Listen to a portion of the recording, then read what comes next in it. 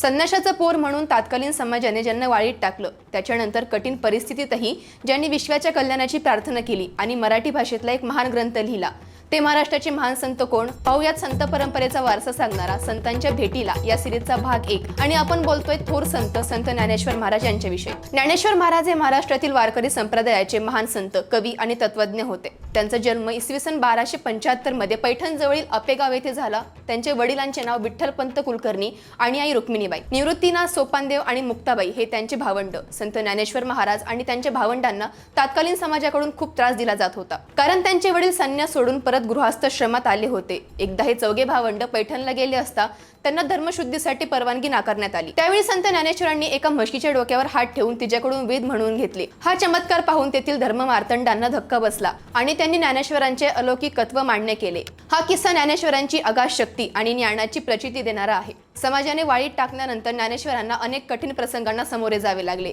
अतिशय लहान वयातच त्यांनी संस्कृतमधील भगवद्गीता या ग्रंथाचा अर्थ मराठी भाषेत भावार्थ दीपिका या नावाने उलगडला, जो ज्ञानेश्वरी म्हणून प्रसिद्ध आहे। अमृतानुभव हा त्यांचा आणखी एक तात्विक ग्रंथ।